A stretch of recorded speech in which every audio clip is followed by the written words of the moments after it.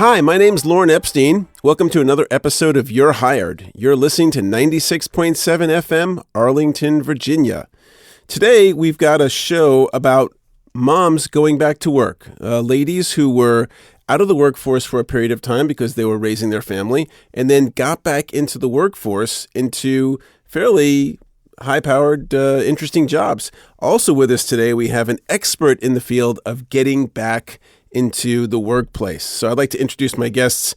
With me, I have Kat Davis Ahmed, who is a professional at a nonprofit.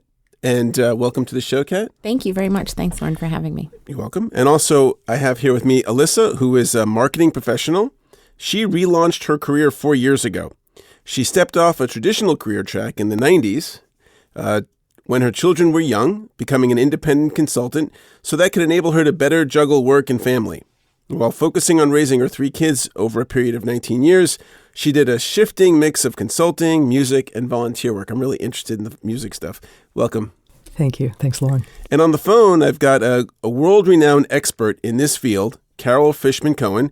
Carol is the CEO and co-founder of iRelaunch. That's a little I with Relaunch, where she consults to some of the world's largest corporations on developing career re-entry programs to attract and hire experienced professionals returning to work after a career break. Carol wrote the seminal Harvard Business Review article entitled The 40-Year-Old Intern on this topic, and is a regular contributor to the Harvard Business Review.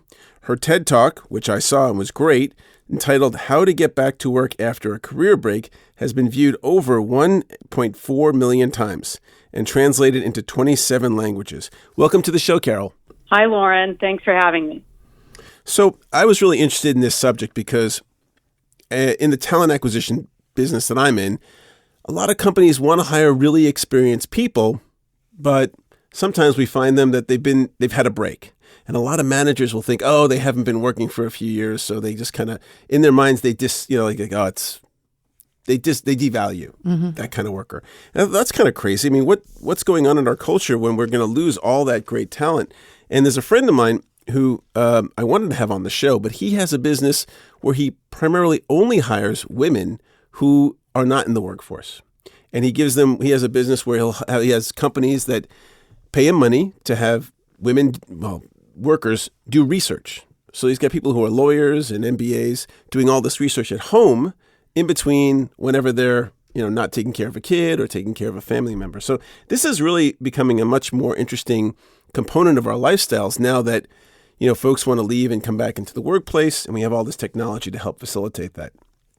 A couple of statistics that I thought were interesting from the Department of Labor. In 2013, of all parents with children under 18, 69% of women worked, and 92% of men worked. So clearly, there's a huge gap between the women who go back and take care of their kids and the men that do. And then within 12 months of giving birth, 62% are in the labor force. Women are in the labor force, and 38% are not. So that's 64% of these women are married, and 34% of these women are single. That's just kind of interesting to see how it is we're kind of forming up as our culture. And maybe we'll refer to some of these other statistics later, but I want to get into kind of hearing your stories, Kat and Elisa. So tell me, Kat, what happened? What was the kind of the path that took you? You were a professional, and then something happened, and what happened? Right. Well, so I got my MBA from Yale School of Management back in the day, and I went to work. I worked internationally in Cambodia and in Bosnia and at the UN in New York, and I had a very exciting career. And then when it was time to start a family, I stepped off, and after my first child, I worked part-time in an unrelated field just to keep busy and have some income, but it wasn't in my chosen field. And the years went by. After my second was born, I gave up on my first part-time job, and I stayed home with the kids, and my husband was very busy, and we chose to make that balance in our family where one person was working a lot and the other person was staying home. And I'm glad that I did. But I found myself in a place where I could not imagine getting back into the workforce. I found that very challenging. And how many years were you out? I was out for about 12 years, which when I added it all up this morning before I came on, I was surprised again to see how long it really was. So part of it was part-time, but I also spent a lot of that time doing volunteer work and helping to raise money for my kids' schools and public schools in New York City. That's actually quite a big job. So I had some experience and some exposure with people there, but it was hard to imagine what I would do to get back into the workforce. And now how long have you been back in the workforce? And now I've been back in for 3 or 4 years. 3 or 4 years. And as a professional? Yeah, now I have this great job. I love my job. I'm the director of policy and outreach for a nonprofit in the healthcare field.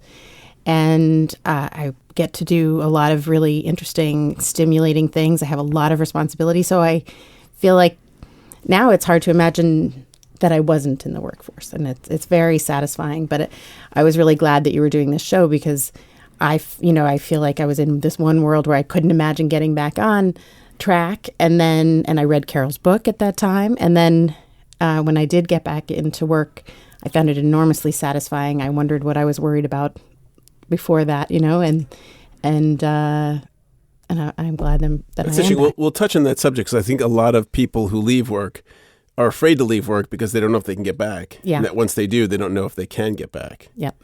And the reason we're doing this show today is because Kat and I were talking about 5 weeks ago, and she says, you should do a show about moms who get back into the workforce. I said, okay, that sounds good.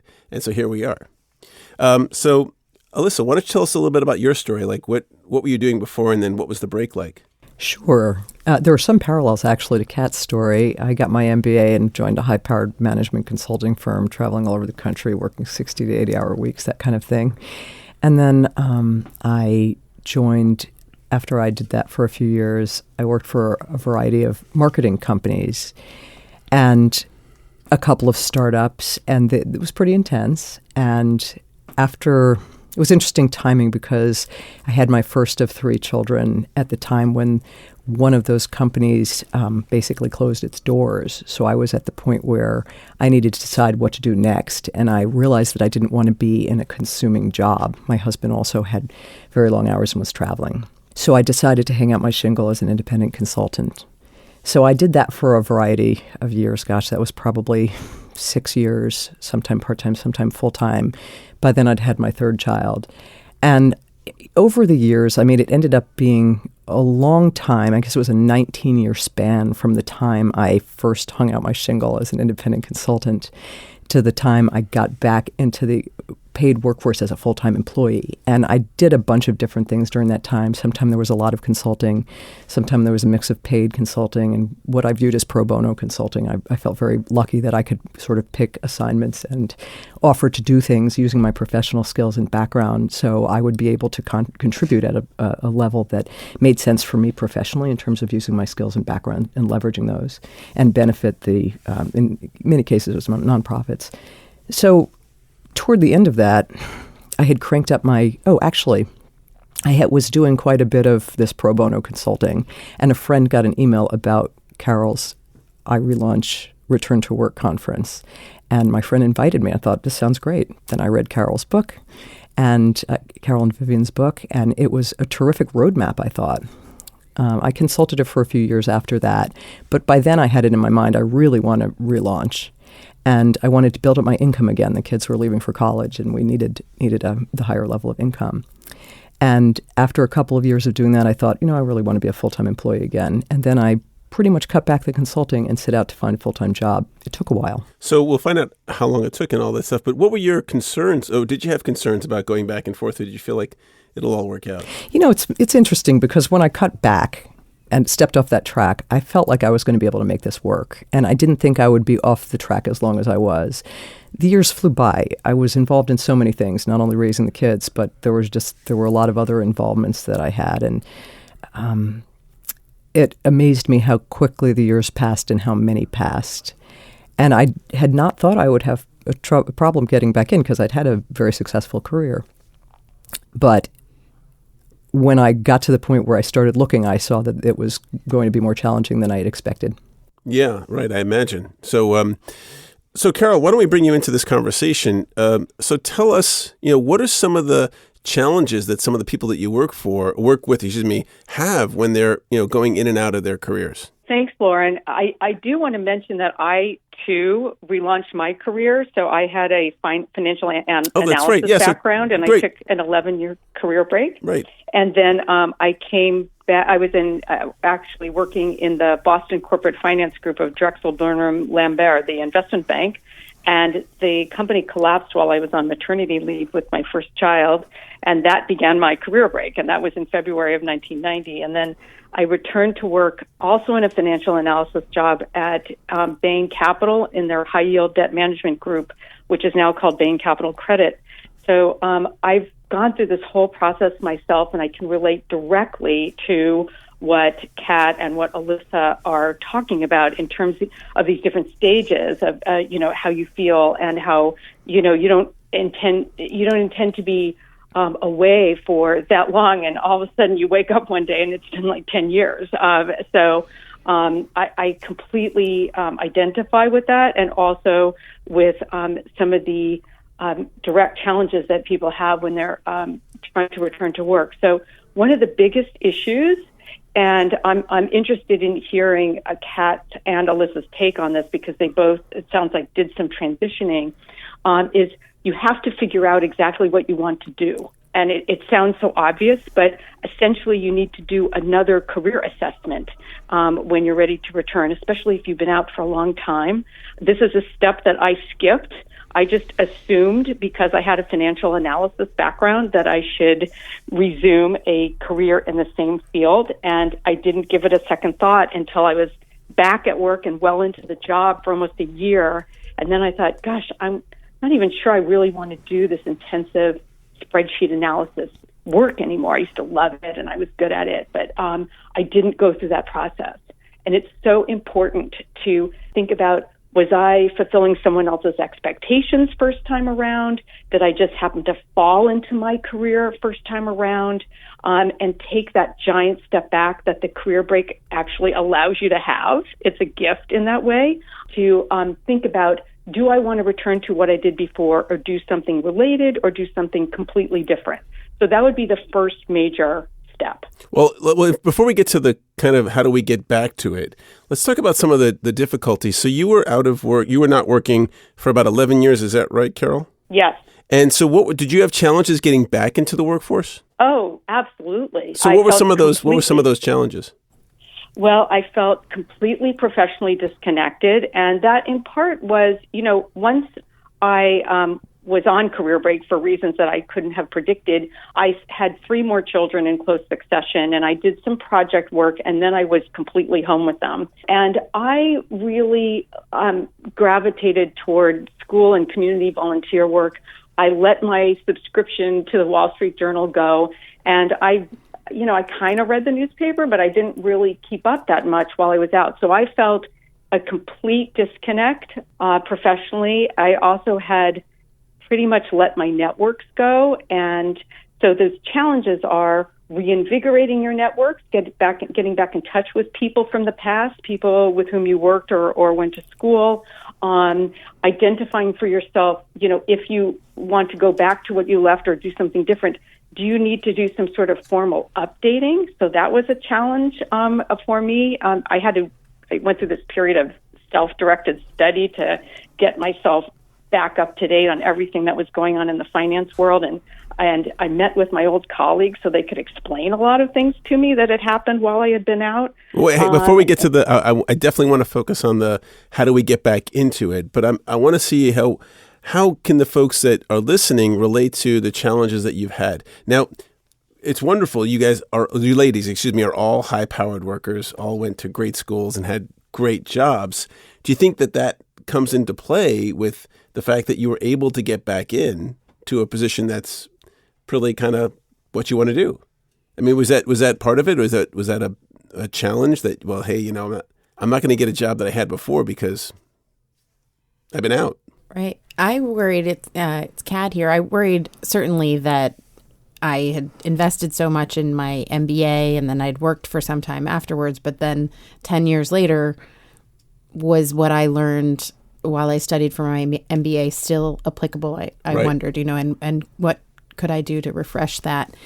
so that was certainly a challenge. I think certainly it was a privilege to be in a position to volunteer my way back in, kind of, or to get experience along the way volunteering. Certainly not everybody's in that position. I recognize that, but that is that was my path back in, and it was also my path to. I lost a lot of confidence during that time. It's really when you're home with the kids and your day is going to the park and making chicken fingers, then it can be. You can get yourself into a rut where you think that you've lost it, and right. I mean, you'll never get it back. You're not working your business muscles, right? I mean, I would think the confidence. I would think if I was out of work for 10 years, I wouldn't hire me back. Would I be fresh? Would I be sharp? Go ahead, Elisa. You were it. I do think that was a concern on the part of employers. When I was talking with them, one of the challenges I faced is that when I went for positions at the level where I had previously operated, I was competing with other professionals who, in many cases, had recent, deep, directly related experience. I wasn't competitive. Right. I thought, well, I'll take a step back, a position one, maybe even two levels down from that, and show them my stuff. I also really like a combination of hands-on work, independent contributor, leader. I kind of go back and forth across those kinds of things. I thought, well, I won't go in in a kind of leadership position. I'm happy to be a doer for a while. But I think my challenge there was my resume had some, pretty significant experience on it. I think when the employers looked at that, they thought perhaps this person's a flight risk. A flight risk. So maybe you're not up to speed. Maybe you're a flight risk. Mm-hmm. What are some of the other challenges? And Carol, I'd love to hear your thoughts on this because I want to focus on what some of these concerns people might be having that are common amongst folks trying to get back into the workplace. Right. Well, I mean, this loss of confidence that Kat referenced is almost universal, no matter how senior you were before you took your career break or how accomplished. It seems that the longer people are away from their professional roles, the less confident that they feel. So that's definitely a dominant one.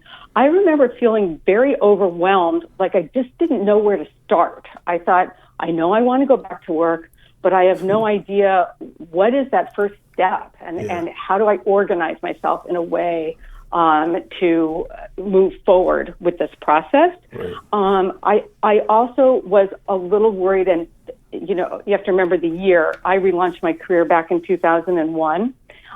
Which seems like a long time ago at this point. But I remember feeling like I was not up to date with basic technology. And I looked at my local community education to find out who was teaching classes in those and got some tutorials in that area. Now you can do a lot of that online. But I also felt a little intimidated and worried because I wasn't up to speed in that way.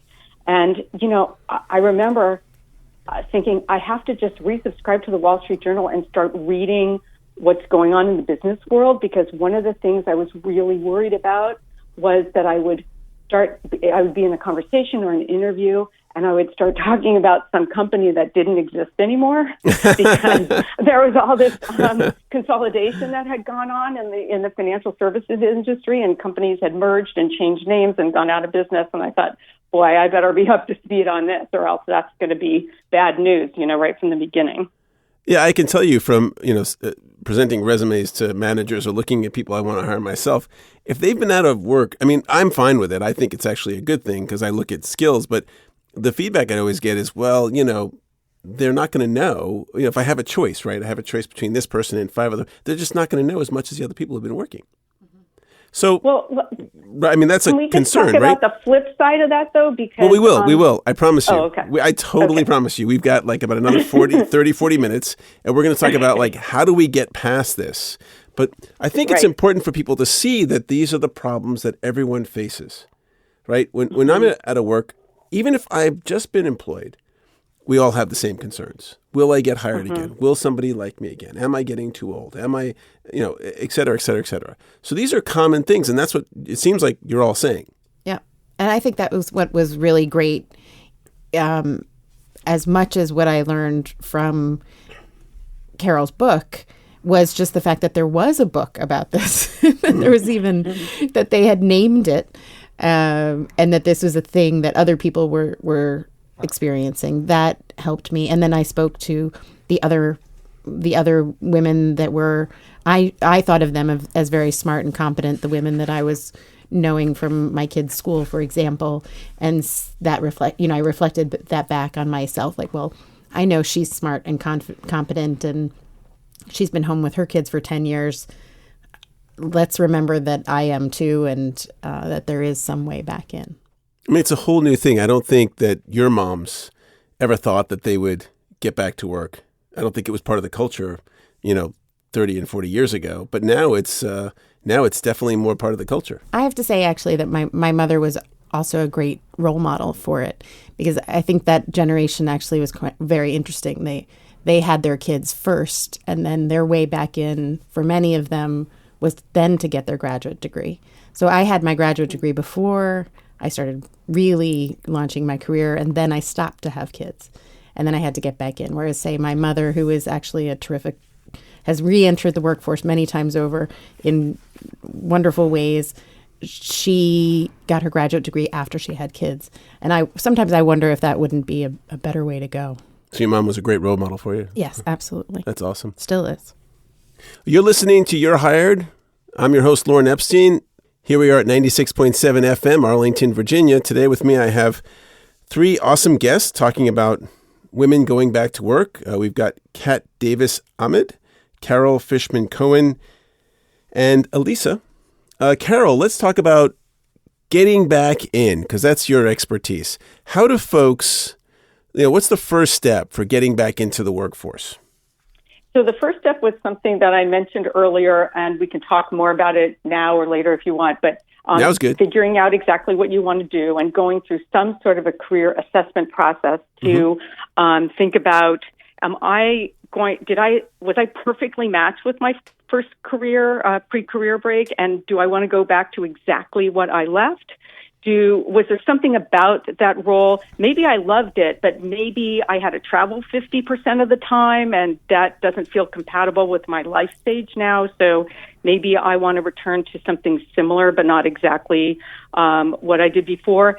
And then there are those of us who realized we were not on the right career path to begin with, and we end up relaunching our careers in an entirely different direction. So making that determination for yourself initially is going to drive all the rest of your relaunch, as we call it. So that's a really important first step. So it sounds like what I would do is get some paper and pen or sit in front of the keyboard and start, Elisa's typing with her finger. Is that what you did? You typed?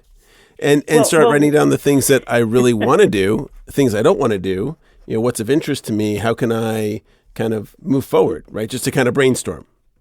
Well, we actually have a more systematic way of going about that, and that we talk about in great detail back on the Career Check, and we call it the Job Building Blocks Worksheet. And it's a method where you look at each of your prior significant work and volunteer experiences, and you break them into components, and you identify which of those components you love the most and are best at, and extract them. And if you go through that exercise for each of your prior significant work and volunteer experiences, you will end up with a pile of these extracted components, and then you can build back up a new career path for yourself.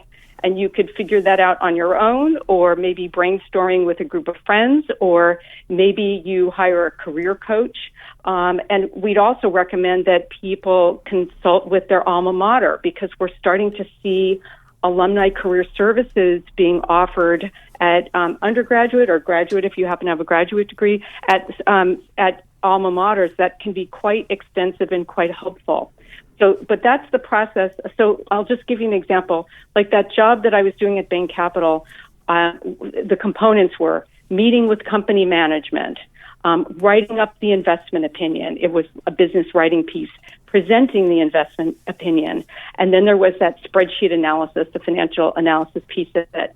And so if I was going to analyze that job, I would extract those first three components. I loved meeting with other people, and the business writing piece and the presenting piece, and I would leave that financial analysis piece on the table as something that I feel like I don't want that to be part of my relaunch now. It was great before, but maybe not now. So that's the kind of exercise that we recommend people go through. And there are plenty of other well-established career assessment tools, but that's a special take on it that we have for people who are relaunching careers. So the first thing you'd want to do is kind of figure out where you are and figure out where you want to go. Yep. Like what are some of the directions? Now, all of you have advanced degrees, some of you, I guess, terminal degrees. What about folks who haven't gone to college and don't have these kinds of jobs that might not be as in high demand? I mean, as knowledge workers, you're definitely more in demand than folks who don't have those skills. Mm-hmm. Carol, I'm sure you have a lot of folks who are in the category. Right. So, with people who do not have college degrees, we actually focus primarily on people who have college degrees. But for people who do not have college degrees, the process is not going to be that different in terms of thinking about prior work that you have done and extracting what you think is that you like the most and you're best at. But the other piece of it is, why were you on career break, and why do you need to go back right now?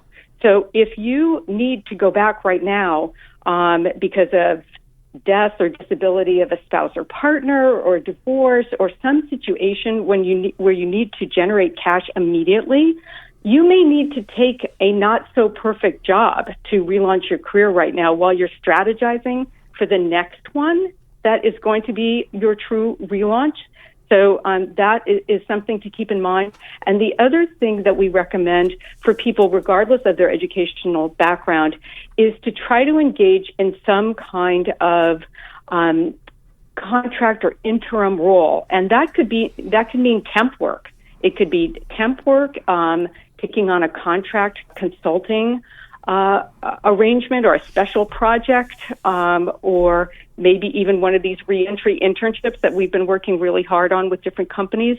But some kind of short-term, non-binding work arrangement, because that's how you get in the door and employers see your work ethic and the kind of work that you produce, and you're more likely to be in the right place for when an opportunity comes up.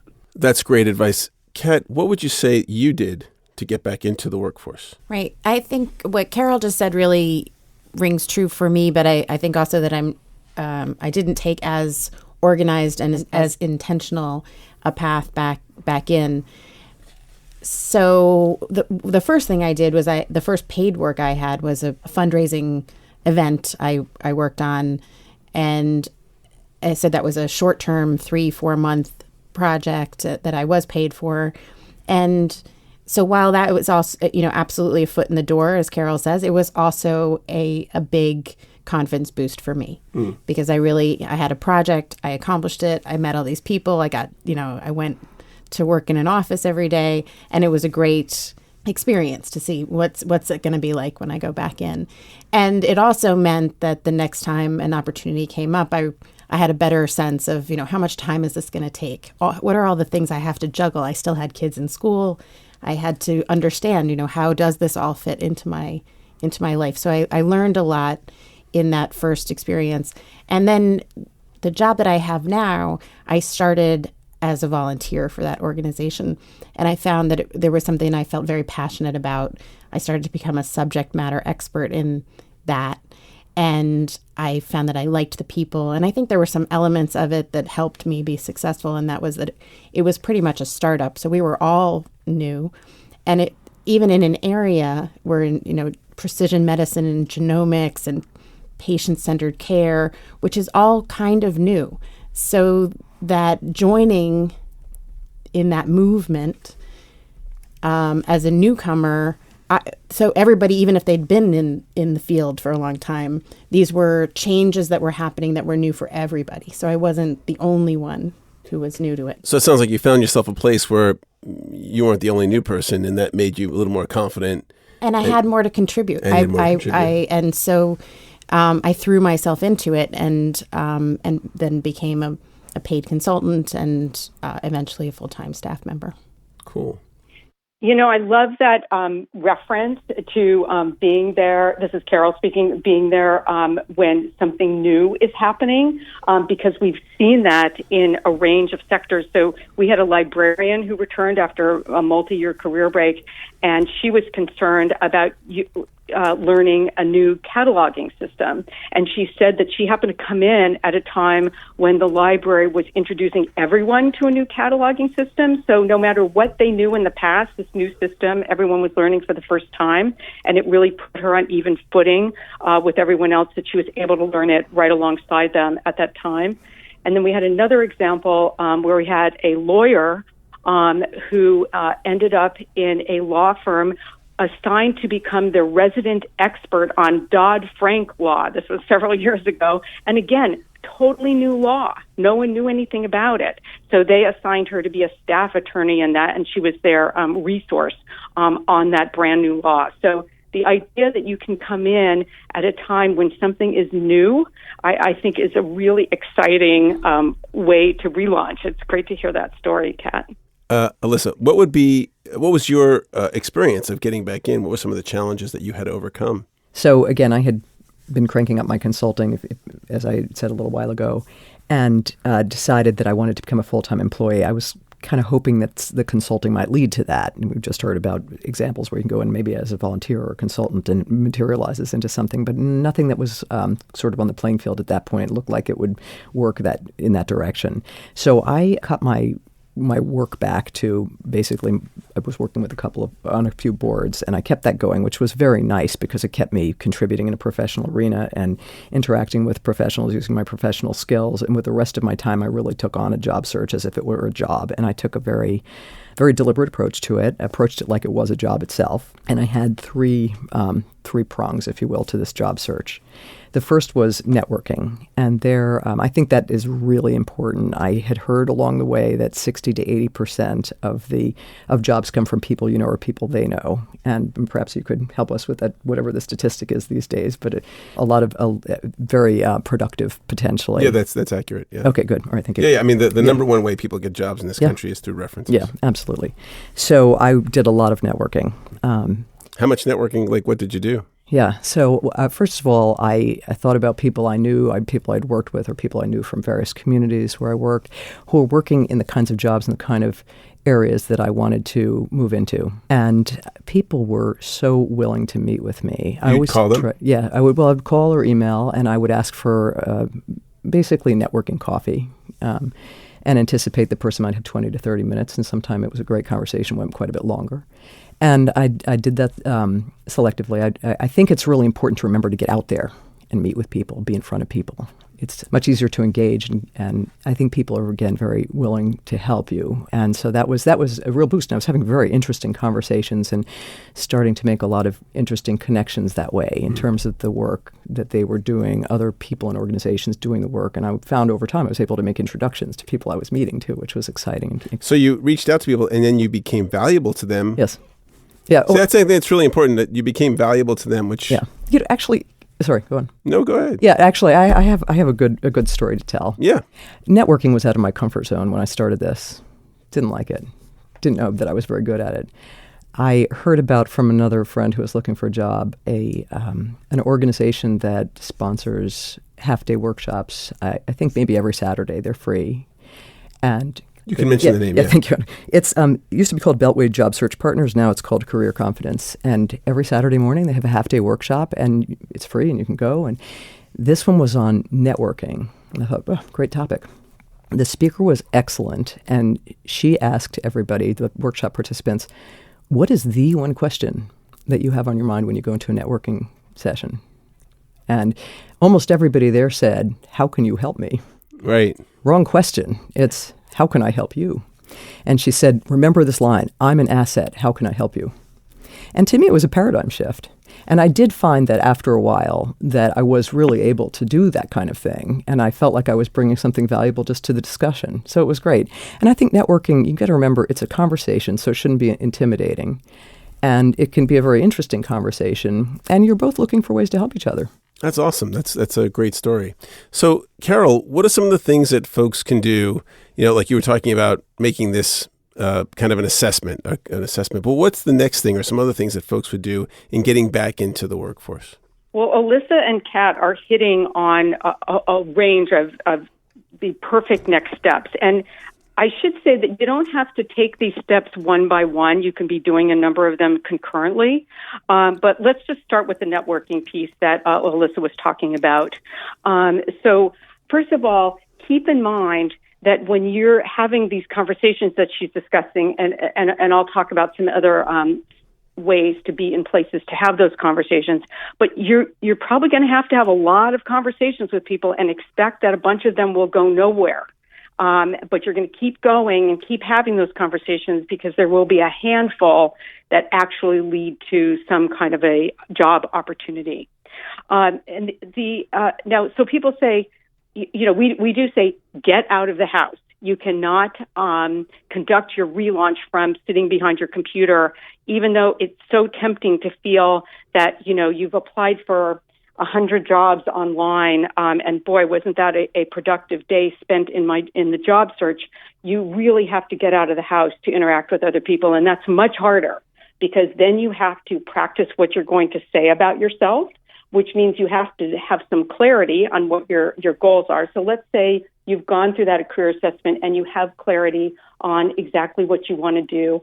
You then need to either practice in front of non-judgmental friends and family or stand in front of a mirror or a wall and practice like it's a theater performance, succinct ways of describing your background and what you're interested in doing, because you need to be able to feel comfortable with this dialogue. And the more practice you have, the more comfortable you'll feel, the more confident you'll feel, and you'll be better at it. And so they're essentially what you're doing is having interview rehearsals. So you want to make sure that that's happening. Then I think, Elisa, you had told me about this at one point. Toastmasters was a great place to go when you are first, trying to get out of the house. So going to the Toastmasters group, which meets usually twice a month. If you go to Toastmasters.com, it's the organization that's helping people become better public speakers. It's very inexpensive, like about $45 every 6 months to be involved. But most of the people are working. People are very supportive there, and you will get in conversations with people about yourself and about them, and it's a nice start to and a low-key way to broaden your network. Another great first place to go is university lecture series. And I know in the Arlington and greater D.C. area, there are so many colleges and universities there, and these lecture series are usually open to the public and they're free.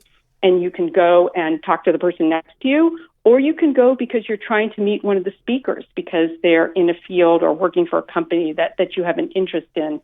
You also might want to identify your professional association and find out if you can get involved as a volunteer in helping to plan their events, because then you are connecting with experts in the field to ask them to speak or ask them to advise on an event format or a panel, and you're getting to know them and building relationships with them in a way that has nothing to do with your job search, which is really great to lay that foundation first.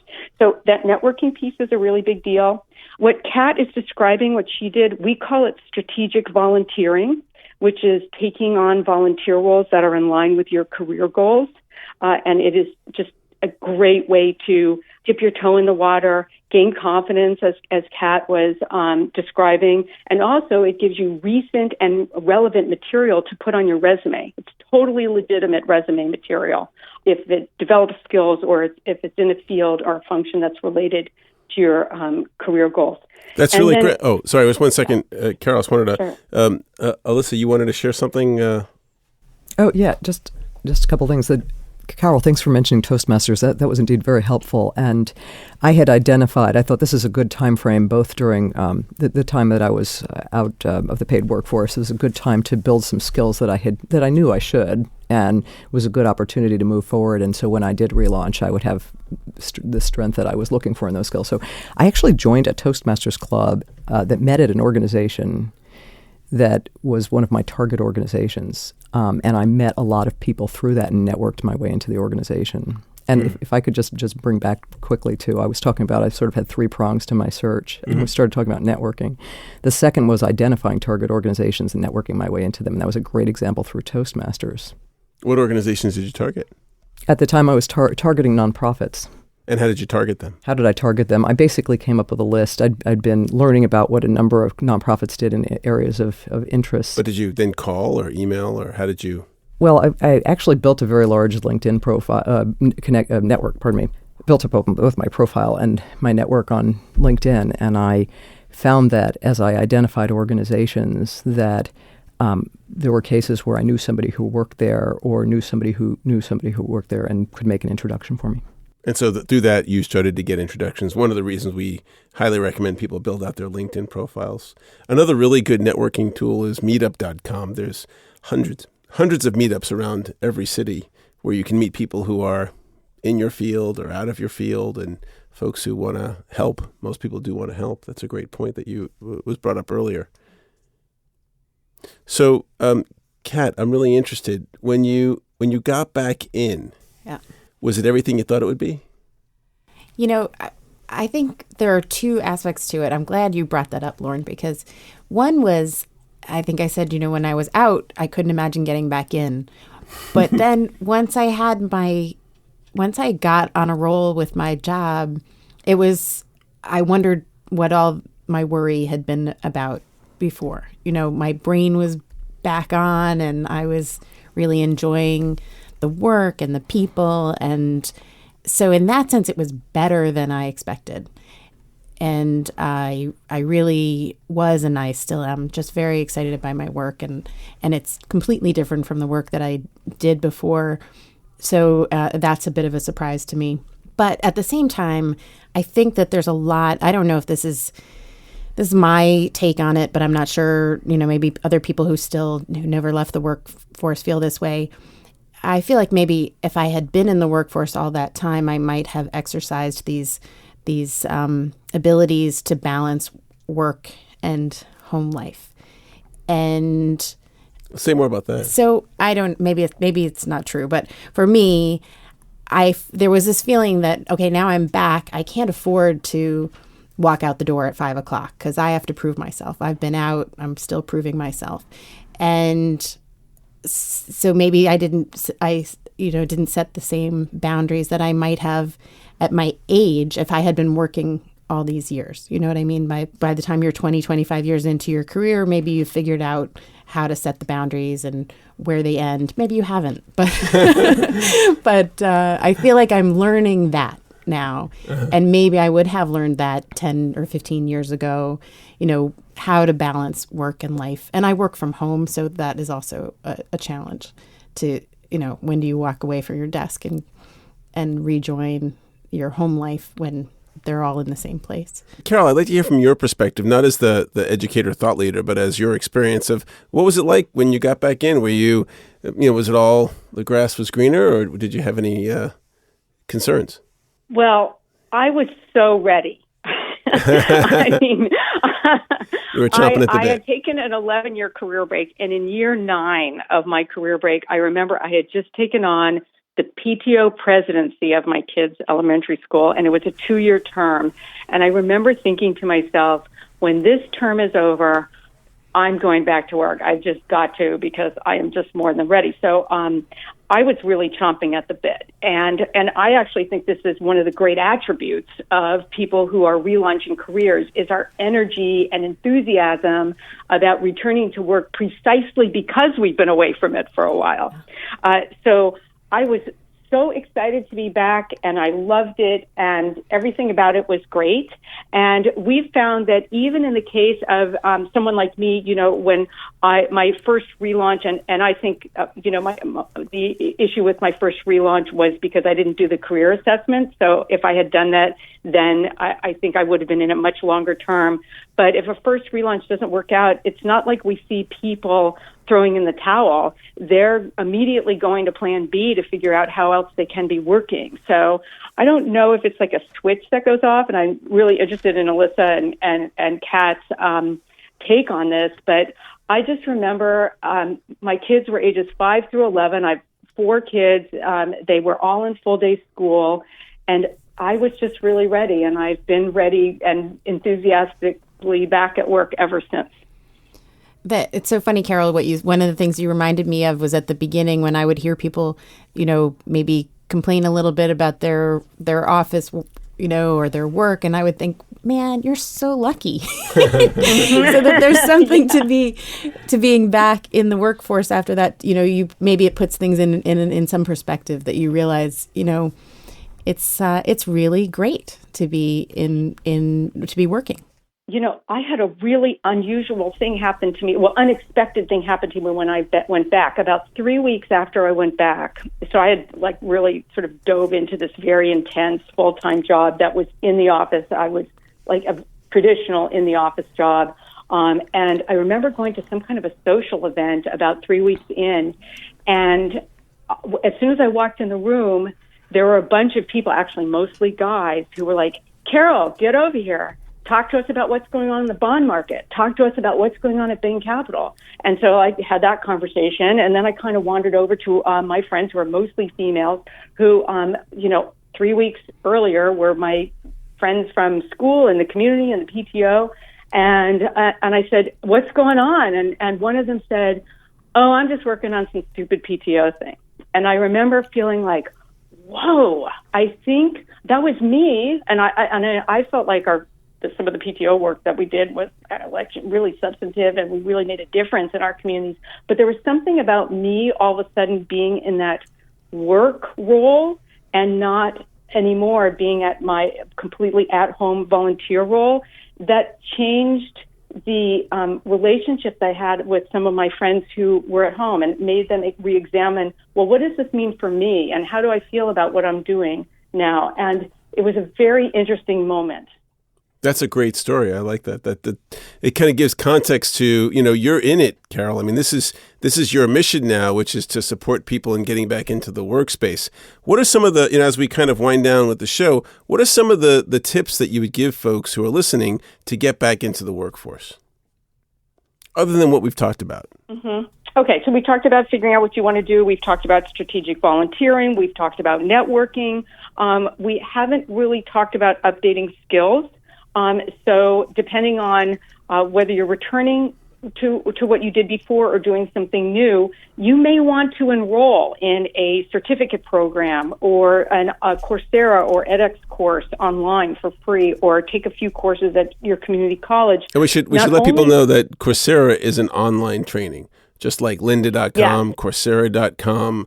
The Seth Kahn has his academy. There's lots of online workshops that are free or paid where you can learn real skills. Exactly. And it's resume material, because you can put at the top of your resume relevant coursework, and you're signaling to an employer that you're really serious about returning to work.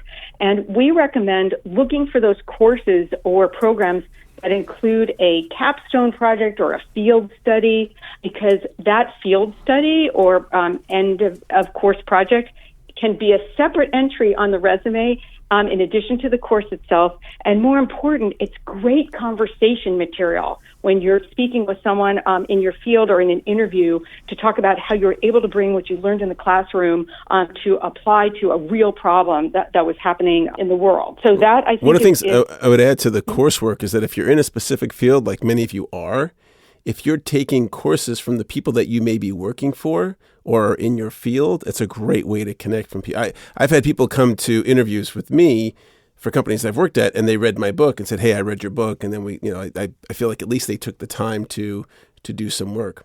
One of the things I wanted to add is a question I get when people want to learn about interview skills is, what do I do on my resume about the time that was missing?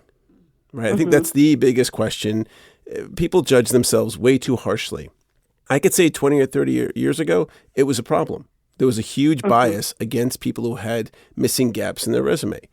Now, as long as you put the time and that you were out of work and what you were doing in some short way, people are much more open.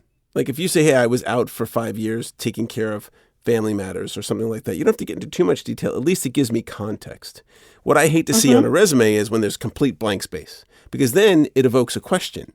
Like, I'm not stupid. I see, like, you stopped working in 2007. You started working again in 2012. What happened in between? I want to be able to read the narrative. So if you, as you're putting together your resume, can create and craft a narrative that answers those questions for me, at the top level answers those questions for me, so that when I do get you in for an interview, I at least know, okay, you were out of the workplace.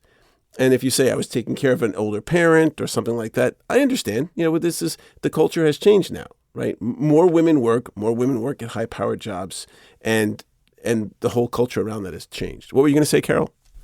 I was just going to say, that's exactly right. Under no circumstances do you want to leave any blank space or undefined period of time on your resume. But what I was going to say is, when you're in the interview, if someone gets really focused on your career break and says, whoa, what's this with the 6-year career break? You should respond by something like this. Yes, I took a 6-year career break to care for my children, and now I can't wait to get back to work. In fact, the reason I am so excited about this position at your company is when I worked at XYZ company, we faced very similar customer challenges. Let me tell you about one of them. So you're not apologizing, very brief acknowledgement of the career break, but moving right on to why you're the best person for the role. Yeah, that's great advice. And I always take it one step further, which is, if you're interviewing them and they say, whoa, you had a career break, at least in the back of my mind, I'd be thinking whoa, I don't know if I want to work here.